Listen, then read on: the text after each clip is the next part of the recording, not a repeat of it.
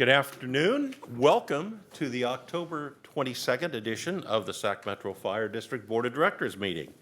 I'd like to start by asking Director Barnes to lead us in the Pledge of Allegiance. I pledge allegiance to the flag of the United States of America and to the republic for which it stands, one nation, under God, indivisible, with liberty and justice for all. Thank you, Director Barnes.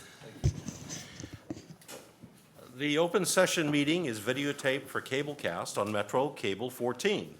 Replay will be on Sunday, October 25th at 12 p.m. and Monday, October 26th at 6 p.m. on Channel 14. You can see the webcast at www.sacmetrocable.tv. The open session meetings are also available for viewing on the district website at www.metrofire.ca.gov. This is a public opportunity to discuss matters of public interest. Madam Secretary, do we have any speaker cards? There are no speakers this evening. All right, very good. Thank you very much. With that, we'll move ahead into the consent items. Are there any questions on the consent agenda? Then if I have a motion. Mr. Chair, I'll make a motion we adopt the consent calendar. Thank you, Director Wood. Is there a second? I second. Thank you very much. Call for the question. All those in favor signify by saying aye. Aye. I'll call roll name by name, Oh, if yeah, that's all right. I was at another place, pardon me. When you go like this, that You means stop. baited us into it. Jeez, that's the last time. That's enthusiasm. Director Mitchell, Aye. Orzali, Abstain. Director Wood, Aye. Kelly, Aye. Jones, Aye. Barnes, Aye. and Scheidegger. Aye. Motion passes. Thank you very much. Thank you. We now have a special presentation item.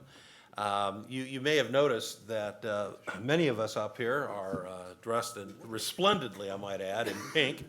In all seriousness, to commemorate a very, very critical and important effort on behalf of our community being supported by Metro Fire. And to that end, Captain Item, would you please come up?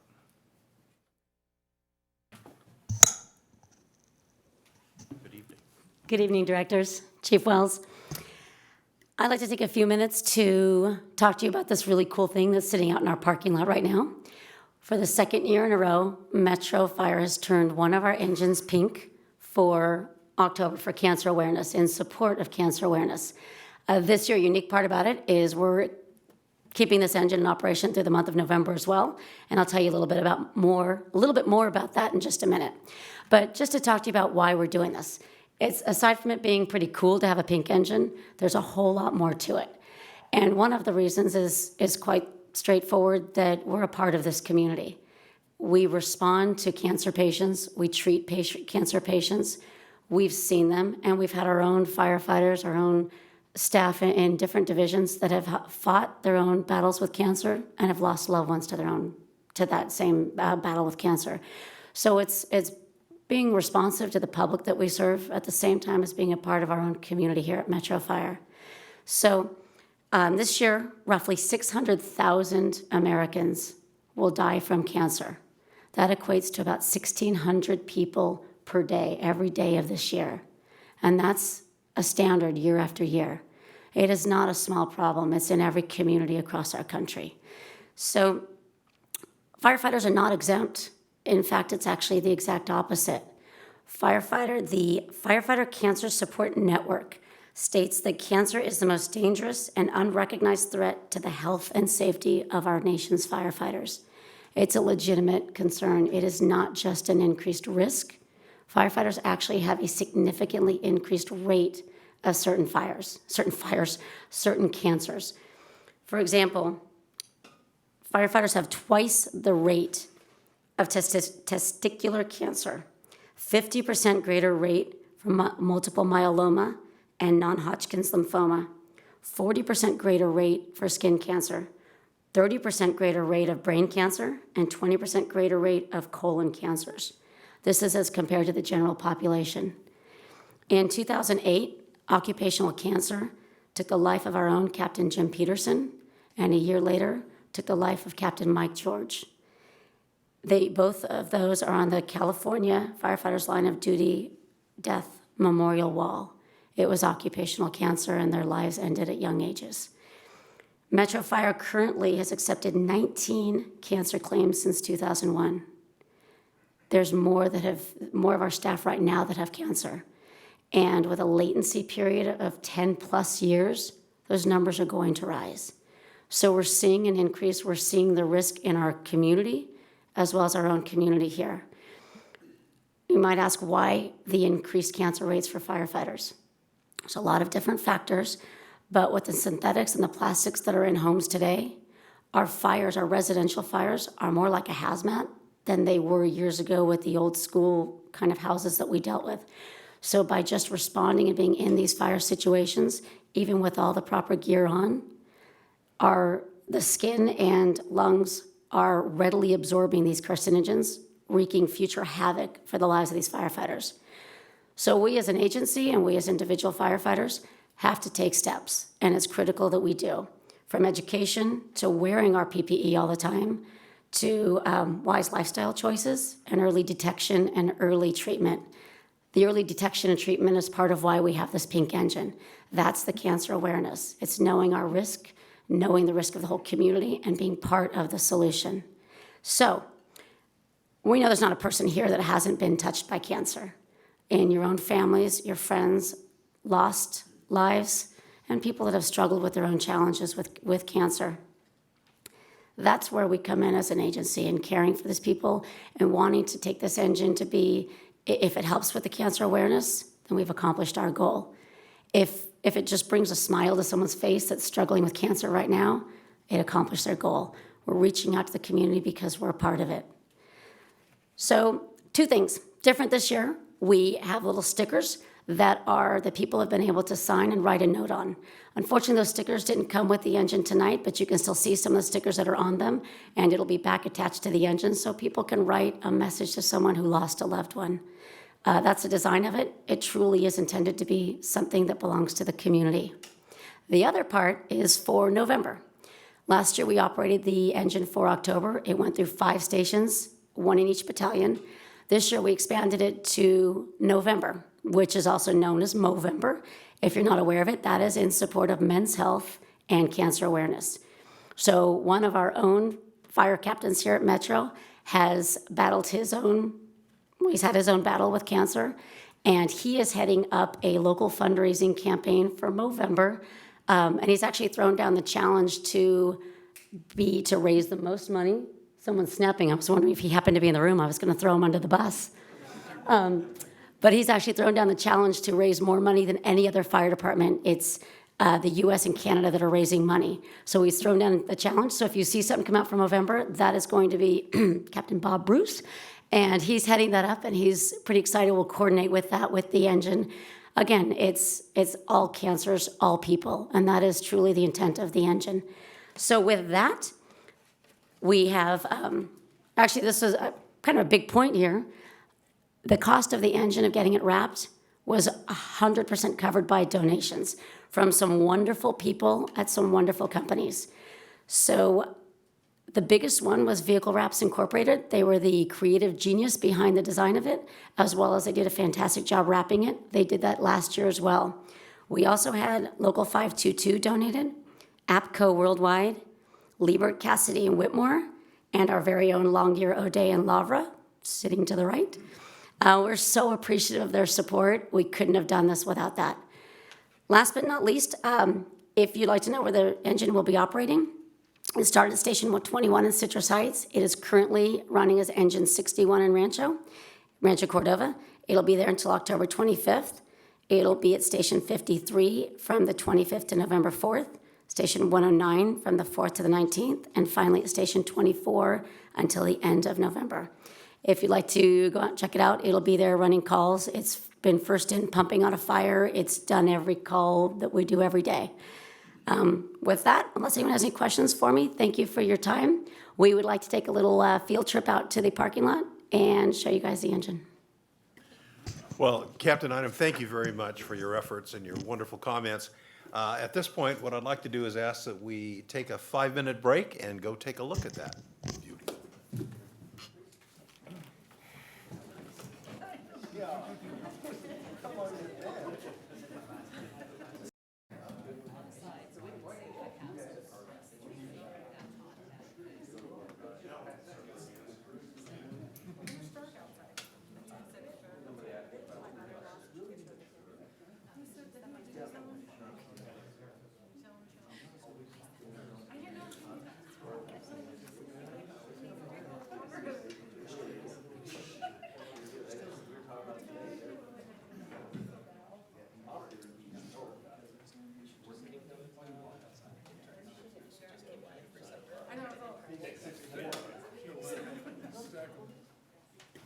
All right, let's reconvene. I would like to really thank Captain Item for this presentation. And I'd like to thank the men and women of Metro who make this happen, our sponsors who assist and really make it happen. It's a great thing for the community, and I know we're all proud of it. So thank you. Let's move back to the agenda, go to the action items. Ms. Thomas, amendments to the budget. Well, directors, I think I'll start this off real quick in terms of, and I think we've readily messaged out that we've had a budget impact since the final budget was adopted in the last meeting of September. And so before Amanda starts in on her discussion on the staff report, I just wanted to make sure that it was understood that we've met and conferred and basically over the impacts and effects of this issue and the $4 million budget gap with labor, and I actually had a good working relationship with the management labor group there, and also took input on the truck committee so that we could, as the decision obviously is management's decision to close a truck company in order to close this budget gap, we did meet and confer and discuss which one, if we had to take one, would take the least amount of impact out of the district. And so we did that in a thoughtful way and with all the different players involved to make sure that the piece of that would be the least impactful, if that's appropriate, of taking out one of your truck companies. And so that's something tonight that we wanted to talk about going forward. And also the other impacts of that were, and that Amanda will talk about, each one of them as we get to them were readily discussed with a tentative agreement with labor, but clearly at the approval of this board. It's not a position that we're happy to be in, but it's a position that we're going to lead through, and we're going to get to the other side of this thing with a budget that's going to be balanced with cuts, and it's going to be budget also with some use of reserves. So I wanted to kick that off, and Amanda can go over the specifics of that. But I did want to recognize the process that we did to get to this, and the cooperation with labor in the adverse impacts and effects of this. So turn it over to Amanda. Thank you, Chief. Thank you. Good evening, directors. Chief Wells, Amanda Thomas, Chief Financial Officer for the district. So there are actually two main components of the budget amendment that's presented for consideration this evening.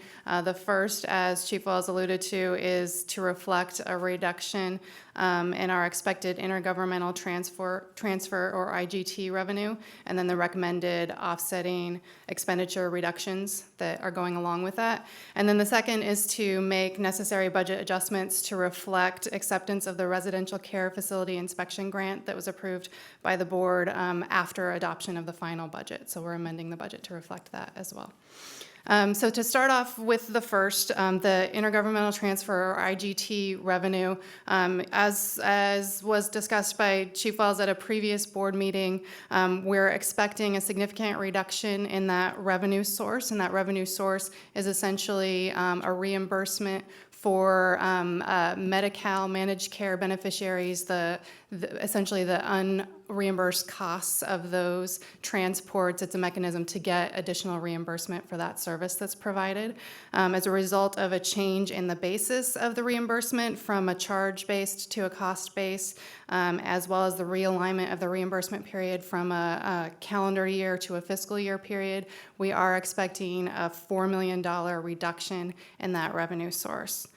So in order to close the $4 million budget gap, we have identified about $2.7 million of recommended expense reductions, combined with an additional $1.3 million from reserves. The $2.7 million recommended budget reductions consist of the following, and I'm going to round amounts here to the nearest $100,000. So $1.2 million for a truck company closure effective November 1st. $400,000 as a result of reduced academy size to reflect the closed truck company. $400,000 as a result of deferring filling certain new positions until January 1st, 2016. $300,000 for deferring the burn tower project, and $400,000 for deferring a station alerting project. The remaining general fund deficit of $1.3 million is in addition to the $1.1 million deficit that was included in the final budget, for a total deficit of $2.4 million if this amendment was adopted. Use of reserves to fund that deficit would result in an estimated 10.8% reserve ratio at the end of fiscal year 2015-16. That essentially summarizes the budget amendment related to the IGT revenue reduction and the recommended expenditure reductions. And then, did you? Well, and the only thing I would say, I don't think I mentioned, and the specific truck company that was identified was Truck 62. It was one of the companies that we were trying to keep funded with district revenues after the SAFER grant ran out last May. So we've been funding that for essentially, almost 6 months to November. But that's the one that we've identified to close, and that's the one that, based on our response data and the way we have our distribution of trucks, the one that's been recommended by the committee that looked at that from ops. And then, as I mentioned at the beginning, the second piece to this recommended budget amendment relates to the grant acceptance, and that consists of approximately $370,000 in grant revenue, plus approximately $20,000 in general fund matching funds to fund 3 new inspector positions and related costs. So detailed amounts for all of the recommended amendments, both reflecting the IGT and expense reductions as well as the grant amendments, are shown on page 16 of the packet, and they're listed in the respective budget resolutions. And with that, staff recommends approval of the resolutions amending the fiscal year 2015-16 final budget, and I'd be happy to answer any questions. Board members, any questions?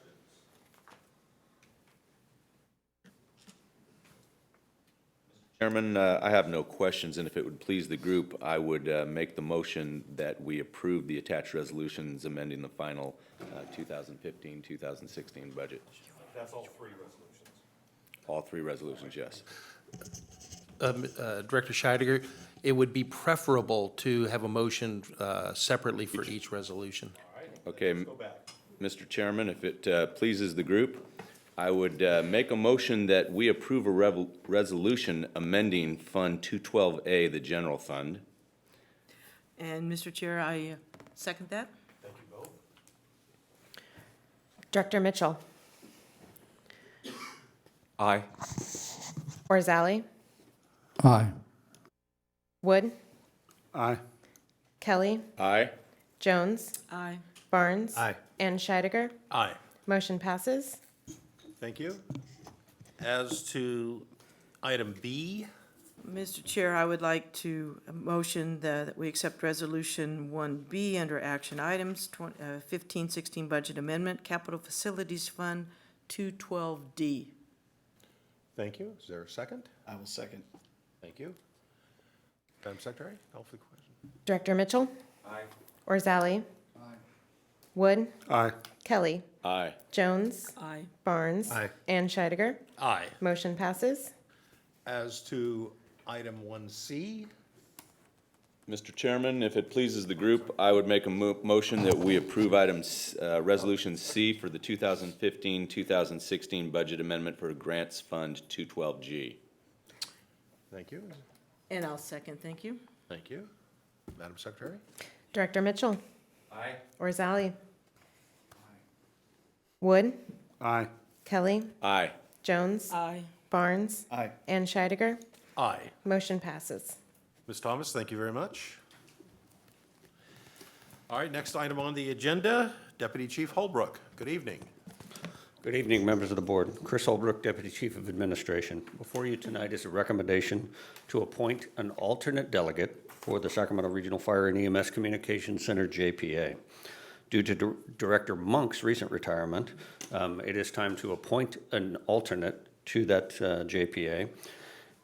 It is staff recommendation that this delegate be appointed from command staff. And the reason for that is that the delegate must be able to attend regularly scheduled meetings, sometimes on a weekly basis, which up to and including currently we have subcommittees working on 201 rights, Twitchell Island repeaters, River Delta and Isleton fire and EMS capabilities, and the new CAD. So it's a tremendously voluminous position, unfortunately. But with that, staff does make a recommendation that Assistant Chief Bridge be appointed in that position. With that, I'll answer any questions that you have. Members, any questions? A Mr. huge Chairman, raise attached to this, right? I have no, I have no questions. Okay. But I would like to know if Mr. Bridge is present. No? Unfortunately, Okay. he had a That's family why issue. he got nominated. You guys told him to go home and have dinner with the family tonight, right? Yeah, doesn't pay to miss a meeting. Don't turn your back.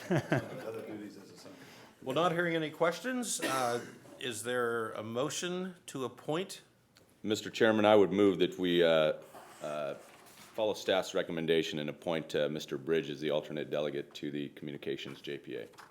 Thank you, Director. And I will second. Thank you. Call for the question? Director Mitchell. Aye. Orzali, Aye. Wood, Aye. Kelly, Aye. Jones, Aye. Barnes, Aye. and Scheidegger. Aye. Motion passes. Thank you, Chief.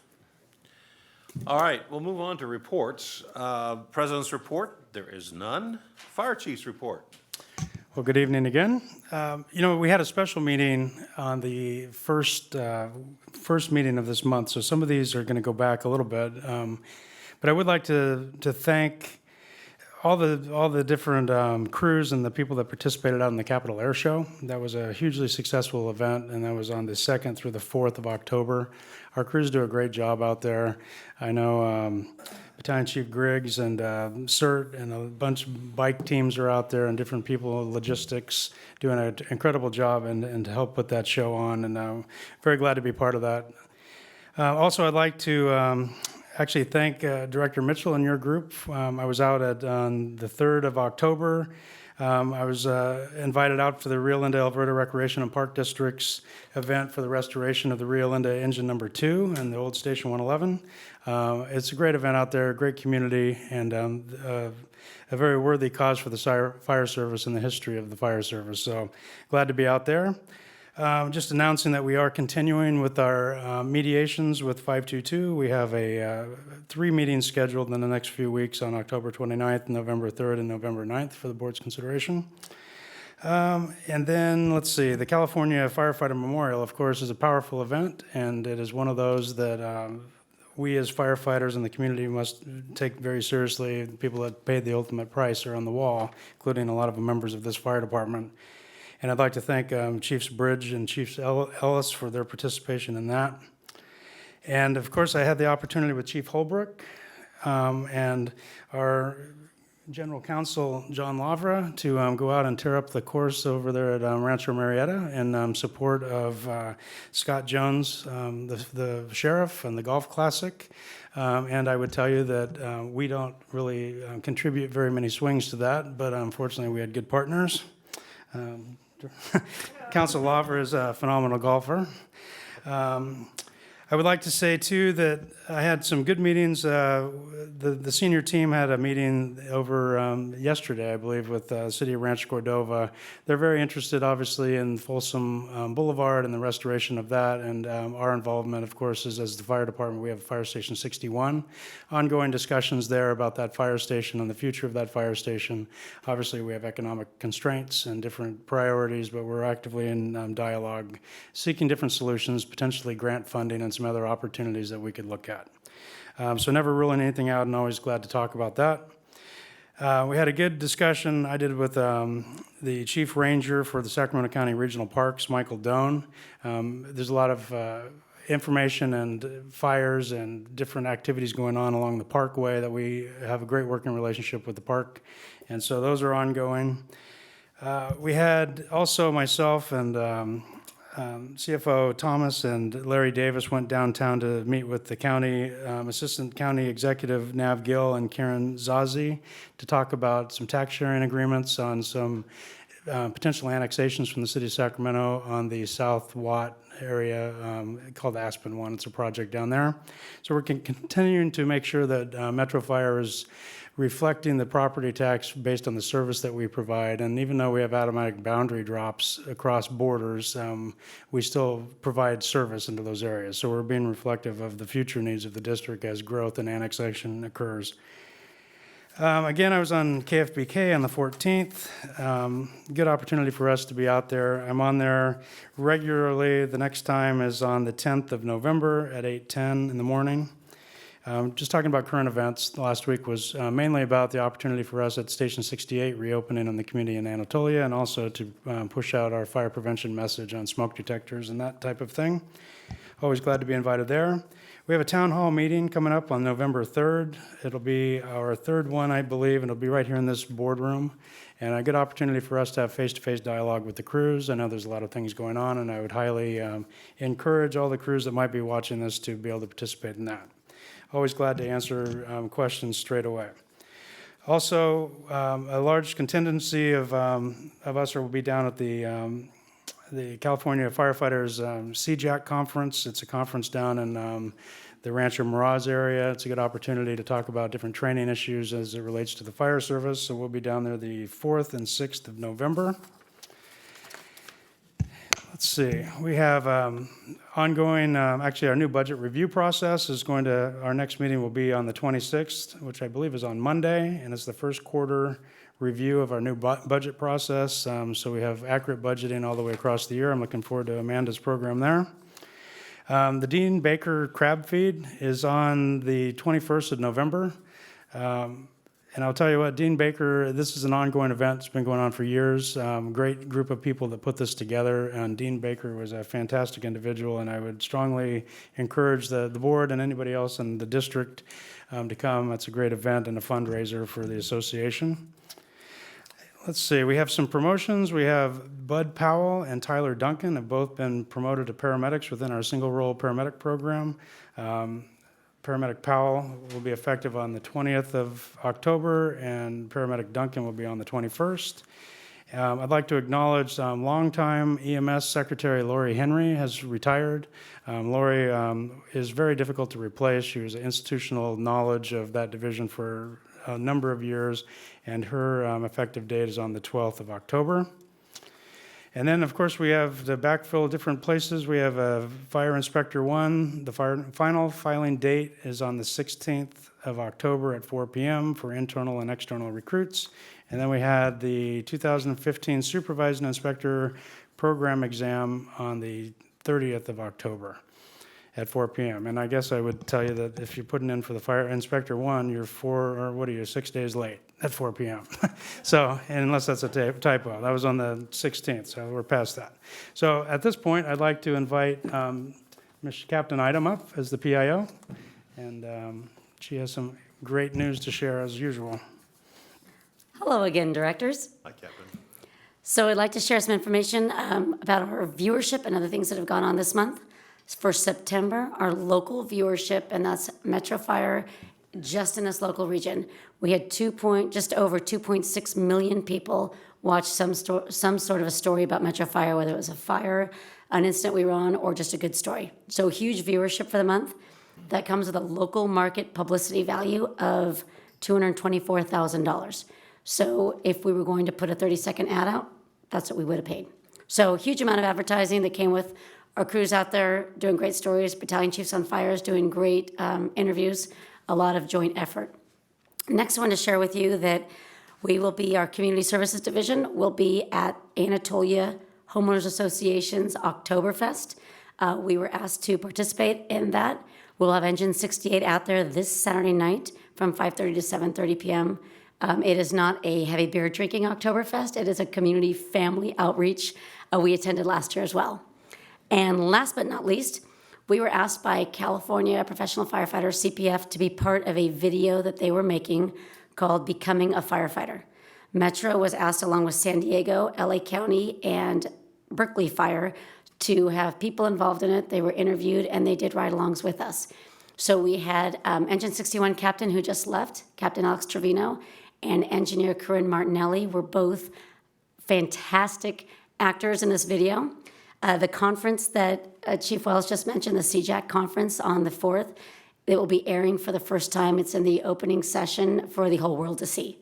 So that video will be used by CPF for their recruitment in classes and trainings statewide. It's their big new video that they don't redo those very often, so it should be for years to come. So honored to be a part of it, and Metro represented us very well. So that's all I've got. Unless you have any questions for me. Thank you, Captain. Board members, any questions of the captain or the chief? Regarding that golfing event, Chief, I just want to clarify, Council Lawver was not a ringer for Metro on that team. No, well, we were the anti-ringer for him. All right. It wouldn't be swings, it'd be strokes. Not the way we do it. It'd be hacks. There were several swings. Chief Taylor, please give us an operations report. Yeah. Good evening, directors, Chief Wells, Darren Taylor, Deputy Chief of Operations, here tonight for your operations report. Since our last board meeting, we've had 6,980 total calls. We've had 16 working fires, 50 wildland fires. We've had 5,541 EMS dispatches with a transport rate of 73%. Our partners in the EMS world, AMR, have had 24 dispatches with 19 transports. Our crews have logged 3,061 hours, and we've attended 24 public ed events. So that's it for our numbers. But what I would like to say is thank you for recognizing our cancer awareness engine. A lot of time and thought goes into that with Captain Item and the vehicle wraps, and we're very proud of it. And then having you out there taking photos with it and actually recognizing it really kind of brings it full circle, since you really are our boss. It's one thing when us with the badges are standing in front of it, but it's another when our board of directors are. And then secondly, like I say, after every board meeting, and we actually have some in the audience tonight, which that's very rare we do, I'd just like to say I appreciate everything they do, the men and women of our organization, every single day, day in and day out there on the floor. They work very hard for all of you to represent you and us professionally. So thank you very much, unless you have any questions. Questions? Thank you, Chief Taylor. Everyone have a great night. Thank you. Council Lawver, do you have a report? No report. All right, thank you. 522. How are you, Captain? Good. Excuse me. Good, thank you. Board of Directors, Ty Bailey, Local 522 Vice President. There's a couple of just clarification items I just need to present to you tonight, and mainly this is for our own membership. We did meet and confer over the IGT revenue stream decrease. And part of this process, our own members have been getting a lot of flack based on the truck committee and the standards of coverage committee. And I just want to let Truck 62 crew know that we do have a standards of coverage committee that is put in place, and they do look at call volume, geographical area, time response, and we come up with a plan. And I say we because I have sat in on this since it developed 4 years ago. And based on that criteria, we come up with a plan that if there ever is a decrease in budget, there is an order that we would close engines or trucks. Obviously, the last 6 years, we've been working towards reopening engines. And I know that you know this, but just to reiterate to the public, the truck closure is not because of contractual obligations, but because of a decrease in IGT revenues. And it's important that the public knows this because we've given $61 million in concessions to restore services that provide the highest level of service. And I know that you know this, but I'm just stating this because when the public watches this, they're going to say, wow, we closed another truck. I thought things were getting better. And I know some of our members are even asking the same questions, but it's important that they know this. So that's all I have tonight. If you have any questions, I'd be happy to answer that. Questions? Thank you, Captain Bailey. Thank you. All right, we'll go on to committee and delegate reports. The executive committee has no report. Chief Holbrook, the Communication Center. Members of the board, the Communication Center JPA has not met since I last reported out. Our next meeting is Tuesday in these chambers. The meeting time, however, is 1 p.m., not 9 a.m. as reflected in the agenda. That is a Brown Act workshop. Not only are members of all fire agencies welcome to attend, I wanted to extend that invitation to the members of this board as well. If you haven't had a Brown Act workshop in the last couple of years, it'll be worth your while. I expect that to last from about 1 to about 4 or 5 p.m. So with that, the next board meeting for the Communication Center JPA is November the 2nd, and I only bring that up because it occurs before our next board meeting. November the 2nd will be a special meeting only due to scheduling conflicts in November. It's our regular November meeting. It happens to just be moved up to the 2nd. So with that, if you don't have any questions. Questions? Thank you, Chief. California Fire and Rescue Training, Director Kelly. Yes, Mr. Chairman, the JPA has not met since I last reported out. Our next meeting is scheduled for the 3rd of December at 4 p.m. at Tech Center Drive, if we're still there. Unfortunately, we will be. All right. Thank you, Director Kelly. Finance Committee, Director Wood. Yeah, the Finance and Audit Committee met this evening at about 5:35 due to my tardiness. We had a presentation from Amanda Thomas, who mentioned that the district, for the first 2 months of this fiscal year, the district has a lower cash position versus the 2 years prior due to prepaying PERS obligations, which prepaying, although it puts us lower now, we save $600,000 throughout the year by doing that. Our medic cost recovery, our other revenue and expenses are on target for these first 2 years, first 2 months of this year, excuse me. And we will get a bigger picture at our next meeting, which will probably be in January. Very good. Thank you, Director Wood, and I don't see any questions. The Policy Committee will next meet on November 12th at 5 o'clock right here. We'll look forward to that. At this time, I'd like to go to board member questions and comments. And with that, I'm going to ask our newly appointed Director Mitchell to start. Thank you, Director. First of all, I'd like to thank Chief Wells. He spoke briefly about the fundraising dinner in Rio Linda for the restoration of number 2. Chief Wells has always been well received in the community. He spoke very eloquently about not only what he had seen with the restoration of the engine, but what's going on inside the station, which hopefully this board will see in December at our dinner that we'll have for you.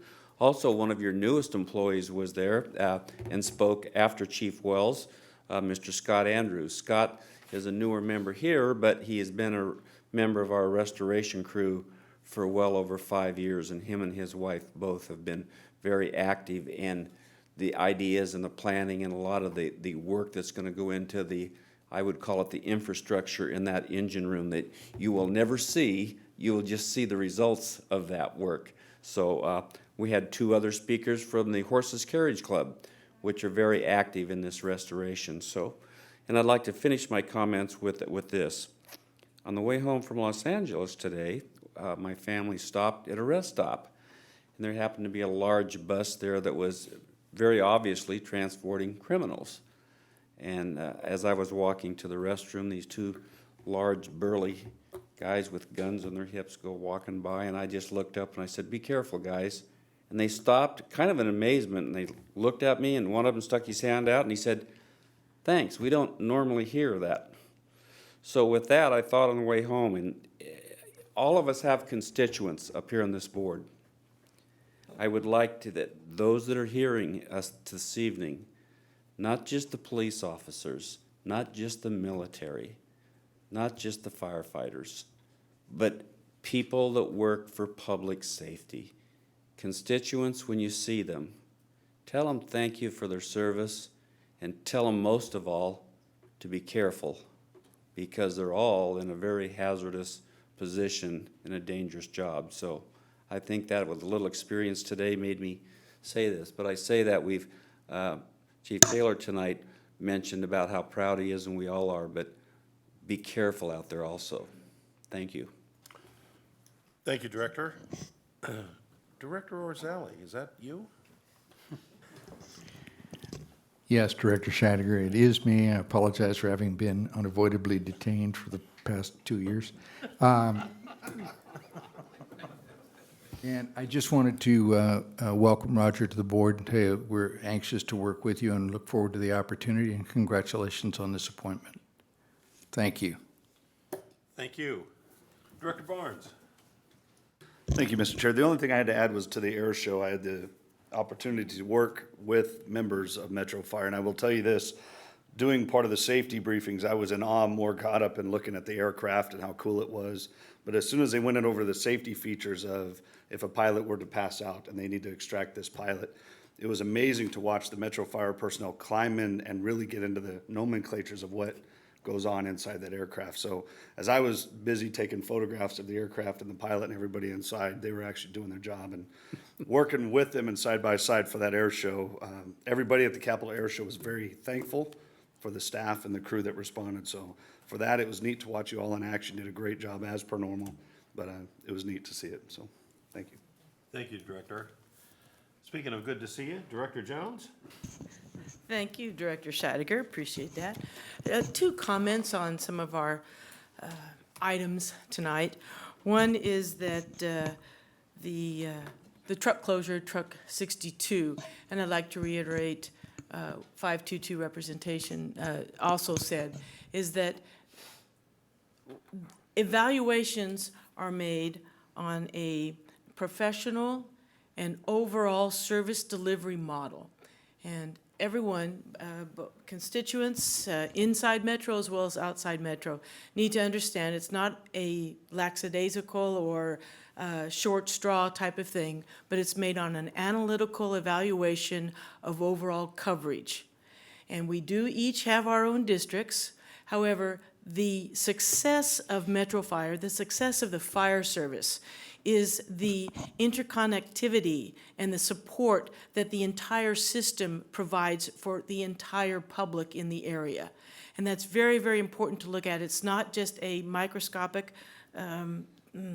point in time of a particular district, but it's how the entire organization responds to the necessities, to the 911 calls, to the education, to all the administrative stuff that happens in a fire district. And I want to emphasize that it's a very thoughtful and analytical process that goes into that. And tag teaming on that, being on the Finance Committee for many years now, I have always been a stickler for the higher percentage of reserves as a part of the budget. And the particular budget work that we did tonight is indicative to me of all the more reason that we need to make sure we have higher reserves.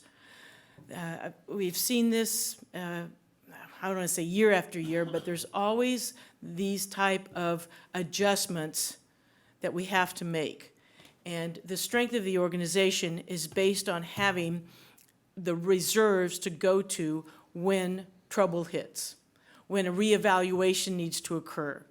So I would just like to point out that when our next budget cycle, I will be again pushing for a higher percentage of reserves as part of the budget. All right. Thank you, Director Jones. Director Kelly? Yes, I would like to make my apologies known that I did not pay very close attention to the emails that urged us to buy pink T-shirts. I think I read it, but it just didn't click, and here I am not wearing a pink T-shirt. Aside from that, I too enjoyed the Capitol Air Show. Battalion Chief Griggs was gracious. Got to hang out with other Metro personnel on the flight line and saw a bird's eye view of a lot of things that just amazing. But I would also like to urge individuals, much like our newest director, Mitchell, thank you. It is something to tell and understand folks, or understand that people that are working in public safety, an offer to them to have a safe shift or whatever it may be is something that I've done for a long time, and it's nice to see it recognized by you, Director Mitchell. Thank you. Thank you, Director Kelly. Director Wood? Well, it's been a hell of a month from the high of opening 68 last month to the week later, the news regarding the IGT and losing 62. And beyond just kind of the frustration that goes with that, there's really not much more I can say. I had planned on saying, but I can't say it any better than Gay did. So I'll just echo Gay's comments, and thank you very much. Thank you. And again, I want to thank Captain Iden, the rest of Metro staff for their fine work with our lovely pink apparatus and what it represents in terms of our give back to the community in this important area. And I also want to echo support for Director Jones and the importance of having a reserve fund. With that, I think we're going to recess to a closed session, and I'd like to encourage everybody in the audience to go home and be with their families. But before we do, I'd like to ask us to take a moment and have a moment of silence in honor of the Kansas City firefighters who lost their lives recently. Join me in standing, please.